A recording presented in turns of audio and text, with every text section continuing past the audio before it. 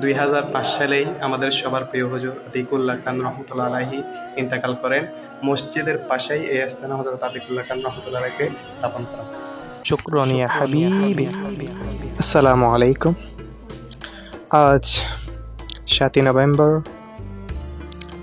ওয়াজিদিয়া ঐতিহ্যবাহী এলাকার সবারই প্রাণের স্পন্দন শাহ সুফি হযরত ওয়াজেদ আলী খান রহমতুল্লাহ আলাইহির প্রাণপ্রিয় আওলাদ উস্তাজুল উলামা হযরত আতিকুল্লাহ খান রহমতুল্লাহ আলাইহির বার্ষিক ইসালা সোয়াব ও পবিত্র মিলাদ মাহফিলের ওরস শরীফ বিশাল আকারে উদযাপিত হচ্ছে। এই মেহফিলকে কেন্দ্র করে যা যা আয়োজন হবে তা আজকে আমি আপনাদের মাঝে তুলে ধরার চেষ্টা করব। চলুন এবং দেখতে থাকুন। बर्दाश्त के कानों से सुनो, रहम की आंखों से देखो, मोहब्बत की जुबान से बात करो। কাছে কিংবা দূরের, চেনা অচেনা, জানা অজানা, আপন ভালোবাসার মানুষ সবাইকে জানাই মোবারকবাদ। এই বড় হুজুর কেপলার মেহফিলকে কেন্দ্র করে ওয়াজিদিয়া প্রত্যেকটি এলাকা এবং কুমিল্লাবাসীর পক্ষ হতে হাদিয়া স্বরূপ গরু, মহিষ, ছাগল এবং বিভিন্ন কিছুই প্রতি বছরেই দিয়ে থাকেন। কুমিল্লাবাসী থেকে মেহমানগণ আগত, আমাদের এলাকাবাসী থেকে যতটুকু আপ্যায়ন করতে পারি। যদিও কুমিল্লাবাসী মানুষ কষ্ট পায় মনে, হুজুর থেকে দোয়া নিবে, আমাদের জন্য দোয়া করে যাবে এ কামনা করি। কুমিল্লাবাসীর জন্য দিনে এবং রাত খানা হবে। এলাকাবাসীর জন্য রাতকে খানার ব্যবস্থা করা হয়েছে। সবাই মিলে আমরা কুমিল্লাবাসীকে আপ্যায়ন করব।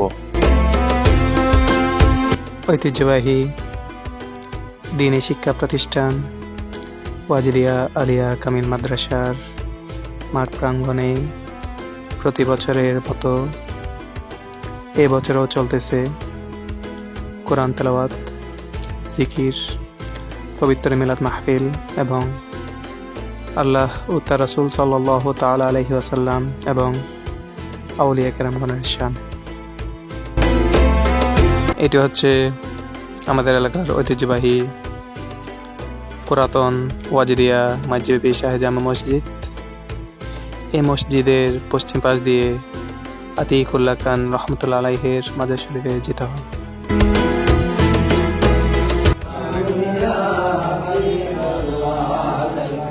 يا رسول الله انظر حالنا ويا نبي الله اسمع قالنا से पर्दा उतार दो शक्ल नूरानी दिखार दो आवाज सुना दो दिल की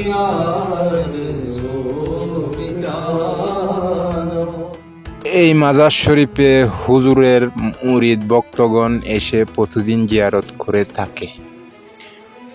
যদিও হুজুর আমাদের জন্য, এলাকাবাসীর জন্য ছায়া হয়েছেন, ওনার যেহেতু অক্লান্ত পরিশ্রম ছিলেন মাদ্রাসা মসজিদ প্রাঙ্গণ নিয়ে মানুষের কল্যাণে, মানুষ কিভাবে ভালো হওয়া যায় চিন্তাধারা ছিলেন।